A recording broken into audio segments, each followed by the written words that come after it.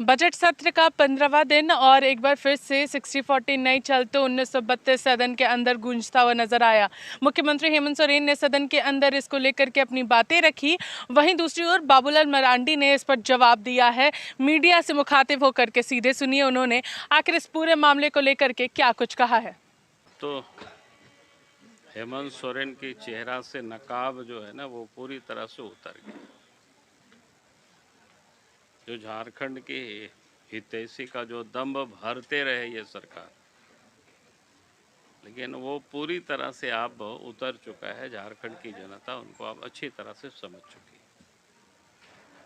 है। आप याद करिए, जब रघुवर दास की सरकार थी तो उन्होंने तो 2016 में 1985 को कटअप डेट जारी किया और तृतीय और चतुर्थ वर्गीय कर्मचारियों की नियुक्ति में अगले 10 वर्षों के लिए उन्होंने पूरी तरह से रिजर्व कर दिया था। लेकिन हेमंत सोरेन की सरकार आते ही उसको इन्होंने खारिज कर दिया। तो अब तो झारखंड की जनता और यहाँ के नौजवान खुद ही उस पर विचार करेंगे। भाई, झारखंड के नौजवानों के लिए, यहाँ के लोगों के हितैषी की सरकार बीजेपी की सरकार रही है कि हेमंत सोरेन की सरकार रही है, ये अब बिल्कुल स्पष्ट हो चुका है। क्योंकि अब जो सरकार बार बार जो दावा कर रही थी कि 1932 उसके लिए यात्राएं निकाल रही थी, और अब तो उनके पास कुछ भी कहने को नहीं है। अब क्लियर हो गया भी अगर उसी को उन्होंने करते कि जो रघुवर दास जी ने जो 1985 को कटअप डेट किया था और झारखंड के नौजवानों को 10 वर्षों के लिए यहाँ की सर्विस को जो रिजर्व किया था, उसको और आगे 10 वर्षों तक हेमंत सोरेन चाहते तो वो बढ़ा सकता था, लेकिन उसको पूरी तरह से समाप्त करके उस पर उन्होंने कुछ नहीं किया। तो अब झारखंड की जनता पूरी तरह से देख रही है कि झारखंड के लोगों के हितैषी कौन है और झारखंड के नौजवानों के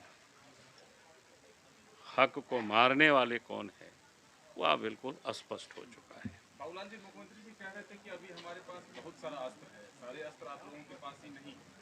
नहीं, हम लोगों ने तो अस्त्र कहाँ का, इसलिए तो कह रहे हैं ना, वो तो हर हमेशा राजनीतिक तिकड़मबाजी कर रहे थे, उसी अस्त्र की वो बात कर रहे हैं। भाई, इसमें अस्त्र की क्या जरूरत है?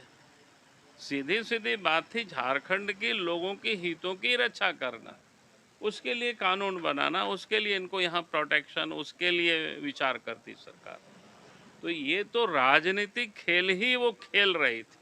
सरकार कह रही है कि हेम्ब्रम से आप लोगों के रिश्ते हैं, आप लोग कोर्ट में फंसा देते हैं और फिर कहते हैं कि अरे, हम लोग कोर्ट में क्या फंसाएंगे? अगर वो गलत बनाएंगे, आप उस नियोजन नीति में आप पहले आप सब लोगों ने देखा, जो रिजर्व कैटेगरी तो 10 और 12 पास यहाँ और बाहर में भी पास करेंगे तो अप्लाई कर सकते थे। जो अनरिजर्व कैटेगरी के जो बच्चे होंगे वो बाहर से 10th और 12th करेंगे तो वो यहाँ अप्लाई नहीं कर सकते हैं कि उन्होंने कौन सा कसूर किया था।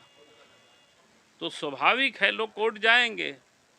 उस समय ही हम लोग कह रहे थे कि ये भाई गलत आप कर रहे हैं, गलत कर रहे हैं, तो कोर्ट लोग जाएंगे, कोर्ट इसको आपका निरस्त करेगी। वही हुआ, कोई नई बात तो उसमें हुआ ही नहीं था। जो बात हम लोग बोल रहे थे, सरकार को समझा रहे थे कि आपने गलत किया है तो गलत ही होगी। और मैं तो कहूँगा कि अभी भी आपने देखा होगा जो जिला की रोस्टर उन्होंने बनाई, क्योंकि मैं इसलिए इस बात को कहना चाहता हूँ, आप सबको ध्यान में है कि राज्य बनने के बाद चूँकि झारखंड में आबादी की कंपोजिशन थोड़ा बदल गई, तो इसलिए आपको ध्यान में होगा जब सरकार हम चला रहे थे उस वक्त ओबीसी को 27% रिजर्वेशन दे करके रिजर्वेशन की सीमा रेखा को हमने 73% ले गए थे। उस वक्त मामला अदालत में गई, लेकिन अदालत ने उसको पूरी तरह से खारिज नहीं किया था। उन्होंने कहा कि सुप्रीम कोर्ट में जो तमिलनाडु का मामला चल रहा है उस फैसला को आने दिया जाए और उसके बाद फिर आगे उस पर निर्णय किया जाएगा।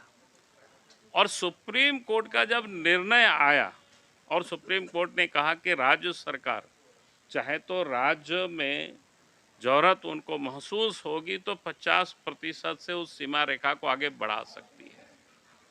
उसके लिए भी उन्होंने फार्मूला तैयार किया था। और पिछली जब रघुवर दास जी की सरकार थी उस दिशा में सर्वे और बाकी वगैरह उन्होंने शुरू की थी, लेकिन सरकार वो चली गई।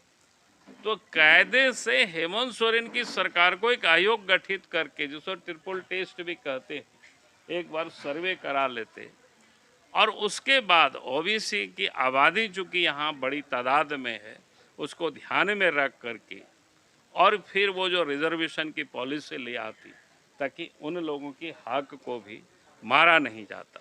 लेकिन हेमंत सोरेन की सरकार ने तो जिस प्रकार से रिजर्वेशन पर एक प्रकार से ओबीसी वर्ग को यानी उनको नकार देना, यानी उनके और कुछ ध्यान नहीं देना, ये बिल्कुल स्पष्ट हो चुका है। पिछले पंचायत चुनाव में भी हो गया। नगर निकाय की जो चुनाव थी पहले घोषणा हुई थी उस वक्त उन्होंने उसका कोई ख्याल नहीं रखा। बाद में जब कोर्ट लोग गए और कोर्ट ने कहा तब इन्होंने कहा कि हाँ फिर कराएंगे। अब पता नहीं कब क्या कराएंगे, अब तो कहीं कोई आता पता नहीं चल रहा है कि उस दिशा में कुछ सरकार कर रही है। तो आपने यहाँ पर बाबूलाल मरांडी को सुना। उनका कहना है कि ये सरकार लगातार सिर्फ 1932 के बारे में बोलती हुई नजर आ रही थी। यही सरकार की अगर बात करेंगे तो ये खतियानी जोहार आभार यात्रा भी निकालती हुई नजर आई थी, मगर धरातल पर 1932 नजर नहीं आ रहा। सदन में इसको लेकर के वो स्पष्ट रूप से जवाब भी नहीं दे रहे हैं। तब तक के लिए बने रही रिपोर्टर पोस्ट के साथ मैं पूजा। नमस्कार।